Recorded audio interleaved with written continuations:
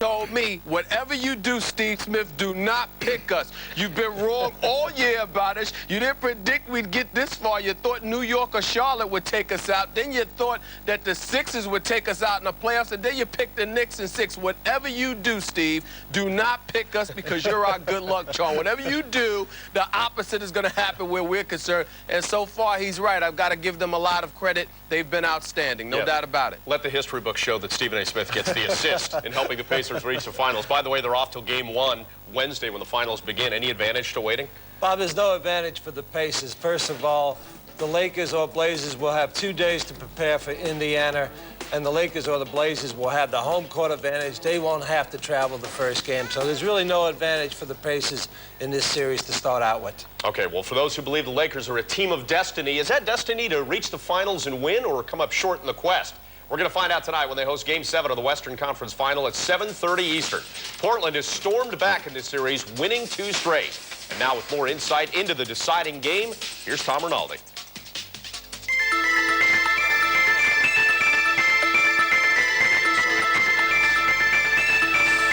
Shaq did what he had to do. He stepped up. He made the foul shots.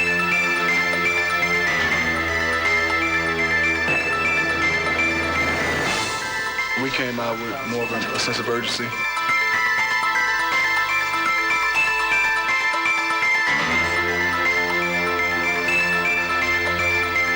We always knew if we played the type of game that we're capable of playing, we could win anywhere. We just rode kind of a little bit of a hot hand with Glenn, and then everybody started playing better.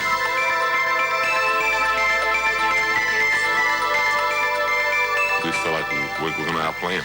We're going to outplay them every time we go out on the court.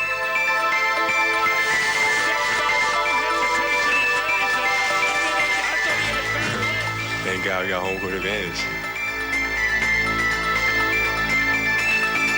A one-game series. One team to the finals, the other team finish. The phenomenon of Game 7. We don't have time to panic. We got to go out there and we got to realize that if we lose this game, then we start our summer vacation. The stuff you dream about when you're at home, when you're little. Game 7, hitting the winning shot, and going to the next level. You hit the shot in the dream? Oh, I hit the shot in the dream all the time. I take the shot in the dream. You never know what's going to happen in Game 7, especially against a team like Portland, but that's all part of the game. We knew we would get a second chance. We knew it would come down to this, and tomorrow we have to come out and make a good showing, or what we've been able to do in this series means nothing. I've seen games that have been well played, and I've seen games that have been real erratic played because of the tension that they bring, and you can't measure it exactly.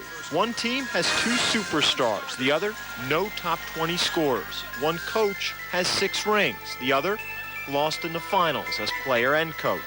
One team, showtime. On the other, anybody shows up.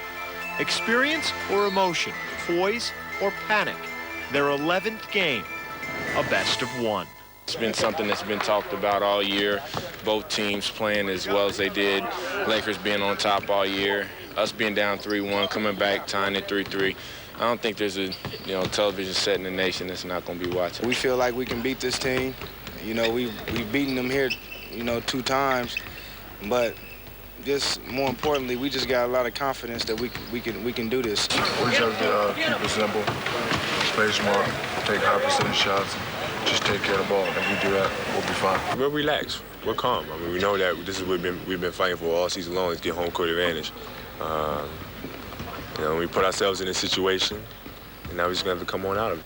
A Game 7 has so many questions. Can the Blazers again contain Shaquille O'Neal?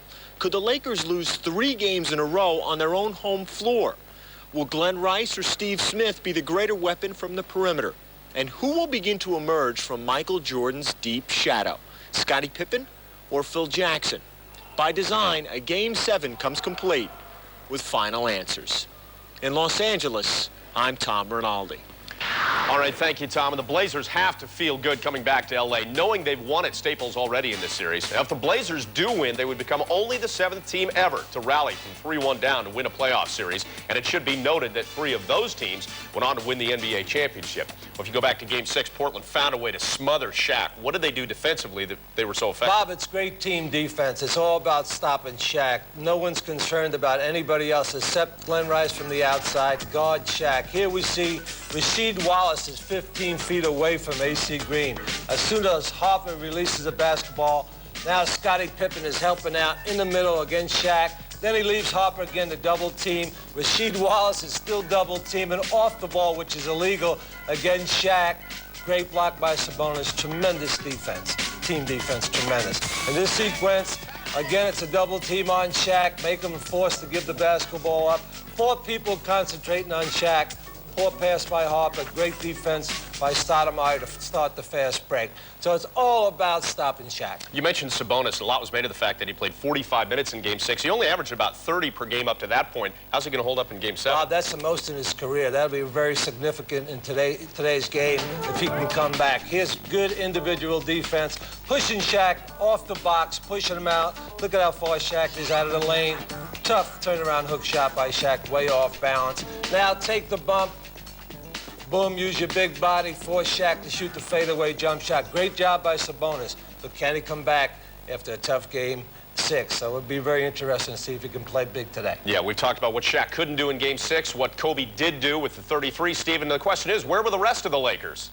I don't know. I'm looking for them myself. They really disgust me, Bob. I mean, they're putting my time in L.A. in jeopardy, for crying out loud. You know, there's 12 guys on the roster for a reason. These guys are not making shots. They're jacking up threes. They're ignoring Coach Phil Jackson's instructions to get the ball in the Shaq. Of course, the Portland Trailblazers are going to start collapsing on Shaq, but you're supposed to make a perimeter shot, for crying out loud. You got Kobe Bryant on your roster. You got Glenn Rice on your roster. Robert Horry won 2 world titles in Houston. Rick Fox is supposed to be able to do something. I mean, somebody's got to step up and help the big man in order for the Lakers to go to the NBA Finals. Simple as that. Yeah, well, Kobe did his part offensively. You know, defensively, too, let's not forget he was an all-defensive first-team player this season, but he has taken some knocks defensively in the series, Coach. Bob, the Blazers have really used Kobe on the defensive end. He's a great defensive player team-wise, but individually, particularly in the post. Here's Scottie Pippen just taking it to the rim.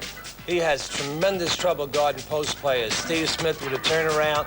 And you know that Portland's going to go big. Bring in Bonzi Wells. Bonzi Wells is a tremendous, tremendous post-up player.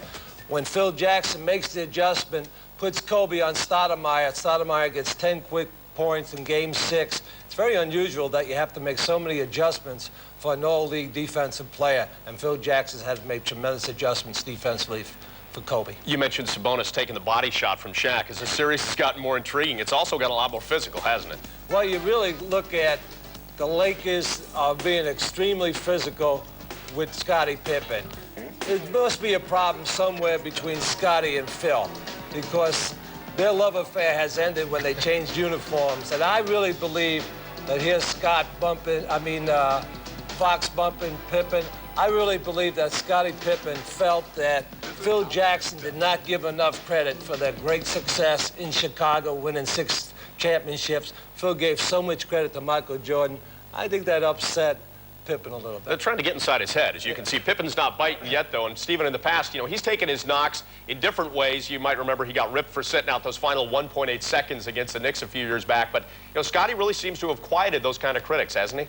Well, no question about it. And who cares what Phil Jackson thinks right now? He's a Lakers coach. Scottie Pippen has played phenomenal basketball in this series. There was a time when Coach Mike Dunleavy told confidants he was extremely concerned because Scottie Pippen was complaining about every call, and clearly he is taking this series very personally. He has something to prove, but he has gone out on the court and he has proven to us all that if he's not a superstar, he was definitely the ultimate sidekick. And I think Chuck Daly said it best when he He called him the fill-in-the-blanks guy. Whatever you need for him to fill in, he will do to get you a W. That's what he's done, and that's the reason that the Portland Trailblazers are playing in a Game 7 today. Yeah, he'd like to fill in that blank with a W in Game 7 today, definitely. All right, we got a lot more to talk about as we revisit Game 6 between the Knicks and Pacers. Reggie Miller threw enough daggers to finally kill the Beast from New York, cementing his anti-hero legend in the Big Apple. I think really there's 3 people in New York history that they hate the most: John Rocker, Michael Jordan, and myself. And Larry Bird has done the ring thing as a player with the Celtics, but now he has the chance for the rare double. We'll talk about his impact and future. This Week in the NBA continues.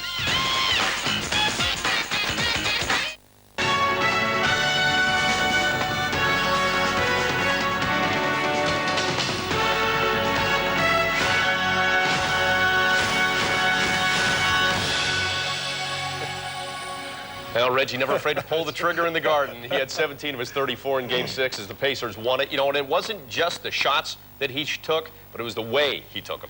Yeah, Reggie Miller is probably one of the greatest distance shooters of all times. In Madison Square Garden against a team he hates, he gets 34 points, 17 in the last period, 5 for 7 from the three-point line. But it's the degree of difficulty that these shots take. I mean, he has to step away, three-point shot. Most people cannot reach the foul line from that area. I mean, I was a great distance shooter, Bob, but to step back without a support dribble, I don't think I could reach the foul line. He has to have the strongest wrist for shooting the basketball I've ever seen, and plus, to make big clutch shots, I want Reggie taking the big clutch shot. Well, they're going to take a shot for the ring now, and the long wait, as we know, is over for Miller and his teammates. But it's not completely over. They have to wait until tonight to find out who their opponent will be, and they must wait until Wednesday to start the finals. That's okay, though, because as Josie Karp tells us, Indiana prefers waiting for the finals much more than waiting for next season. For 6 long years, the Indiana Pacers have been trying to scale a single wall, win the Eastern Conference title, and advance to the finals. Now that they've done it for the first time in franchise history, Indiana has to avoid the trap waiting on the other side. I think more anything, we're going to strive to even work at it even harder. But we can't, after looking at the season and in the playoff, we can't afford to have, lulls of not coming to play. Everyone here is highly intelligent. We know what's at stake, and there's no time to lay down. I mean, we've played hard all year, and I wouldn't expect anyone to think that it's going to be any different in the finals. The Pacers have always been an oddity in a basketball-crazed state. At the bottom, the sports roots ran deep, but the support was weakened at the top by too many seasons ending in almost. It took a native son who's familiar with both ends of the spectrum to mark the Pacers' place. In his final season as head coach, Larry Bird has his team on the same stage where his own legend was solidified. When I took this job, I was very raw. I have 2 great assistants that helped me through. The one thing I knew coming in that the players probably would respect me and they would play hard for me. They've done that. And I really had a feeling that I could get these guys to the finals. To be able to take a group of guys that's never really been there to the finals is pretty fantastic. What's you going to tell? The first thing you're going to tell them approaching the final, the first final? Don't listen to the press. They have no clue what it's all about. They played in New York, and obviously they have a big following here, but they have no idea what they're getting themselves into, and it's going to be fun to watch. The Pacers just hope their performance justifies the long wait. I thought we always came out and gave the effort, even though we came up on the short end of the stick. We lost to some very good teams and some very good battles. So we have nothing to hang our heads about. Finally, we have a chance to go and play for it all, and it's definitely a good feeling for us. I feel so good for Reggie and Chris and Mark and Sam and just all the older guys that pays the dues every day and have an opportunity to win a world championship. And it's a great feeling. Reggie and I have been talking about this for years and years and years, and time again, and keeping each other up all night long. And now to have the opportunity to go ahead and represent the Eastern Conference in the finals is absolutely phenomenal. Given the choice, the Pacers would probably prefer to play the Blazers in the finals. Indiana did beat Portland twice during the regular season. On the other hand, Reggie Miller cited as one of the biggest factors in beating New York the emotion that he felt, how he really hated the Knicks. The Pacers might have an easier time fostering that type of emotion if the opponent is Los Angeles, because they could take a cue from their coach. Larry Bird against the Lakers in the finals, that has a familiar ring to it. In Indianapolis, I'm Josie Karp. All right, thank you, Josie. Well, speaking of Larry Bird, he's made the conference finals all 3 of his years as Pacers head coach, Stephen. Now he gets a shot at the title, and, you know, he and GM Donnie Walsh have really delivered exactly what the owners expected. Well, no question about it. I mean, Donnie Walsh has established himself as clearly one of the best GMs in the business. You talk about Jerry West, you need to put his name right up there. He's a phenomenal GM. And as far as Bird goes, Bird has done an exceptional job as well because he garnered the respect of the players like he thought he would when he first took the job. But you have to give credit where credit is due to assistants Rick Carlisle and Dick Harter. Clearly, when Bird walked in, he's not an X's and O's guy.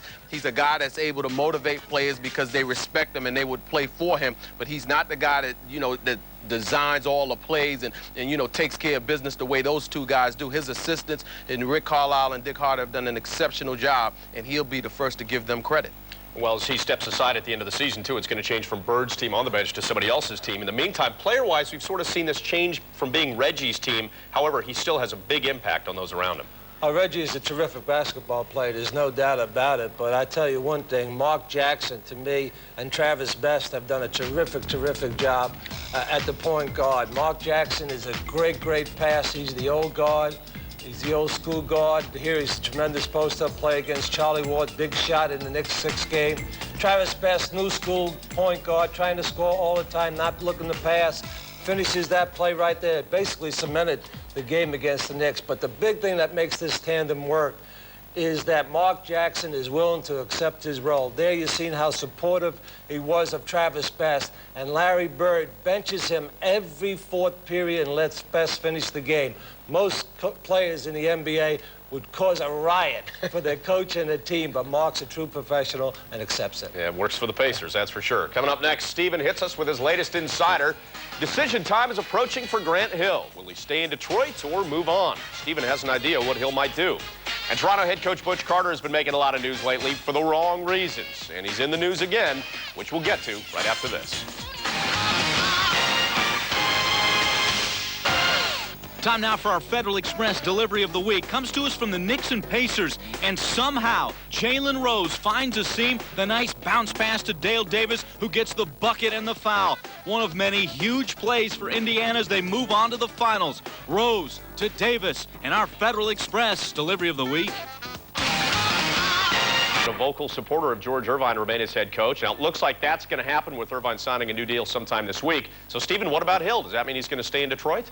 No, it doesn't. It doesn't mean that he's going to stay. Certainly, it's looking as if he'll lean towards staying. He was supportive. He did endorse Irvine. And remember, Joe Dumars is now a fixture inside the front office of the Detroit Pistons organization. So certainly, considering those circumstances, you would think that Grant Hill is leaning towards signing a 1-year deal and then ultimately, you know, re-upping for the max the season after next. But who knows with him right now? He refuses to, you know, to take a strong position on whether or not he'll stay in Detroit because he knows that he's got a lot of decisions and he's got a lot of options this summer. All right, well, time for our weekly Butch Carter update because it seems he's doing or saying something new every week. And this week, he suggested old pal Glenn Grunwald should move aside so he could add the GM title to his coaching duties.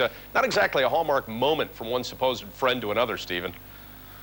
I don't know what to say. I mean, I really don't. I don't know what's wrong with Butch right now. I mean, Glenn Grunwald is the guy that brought him to Toronto as an assistant coach. Butch Carter has clearly done an outstanding job. He reached the incentives in his contract, so he's got 3 years guaranteed. You know, he's guaranteed. He has a guaranteed contract over the next 3 seasons. But clearly, the decisions that he's making are mind-boggling. I'm speaking to people around the league, and they're saying, "My goodness, what is he doing? He's committing career suicide." People are talking to Butch. They're telling him to keep his mouth shut, be quiet, come back next season, and just coach the team. He doesn't seem to be listening to anyone at the moment, and because of that, his situation in Toronto is extremely shaky right now. I can tell you that much. You know, people are listening to him, I'll tell you that. And 8 months ago, the Nets and Rod Thorne could not work things out, but Friday they did, with Thorne becoming Nets president. How key a hire is this for New Jersey, Stephen? Oh, big time, Bob. I mean, finally, they've got a basketball mind in there. George Steinbrenner certainly wasn't that basketball mind. We don't know how much of that basketball mind Harvey Schiller provided since he spent most of his days at TNT. And we certainly know Louis Katz, the principal owner of the Nets, wasn't a basketball mind. He can tell you that himself. They needed somebody with a respectable reputation, somebody who's well respected throughout this league, who's known as an outstanding individual, the man that drafted Michael Jordan. Rod Thorne is a tremendous, tremendous pickup for the New Jersey Nets. They should be very happy with the selection that they made. Yeah, and he gets the #1 pick. That's kind of a nice little incentive. Coming up next, we're going to put the wrap on this week in the NBA. And some people wonder if the Knicks might not be better off moving ahead without Patrick Ewing as their centerpiece. We're going to find out what Steven and the coach think about that right after this.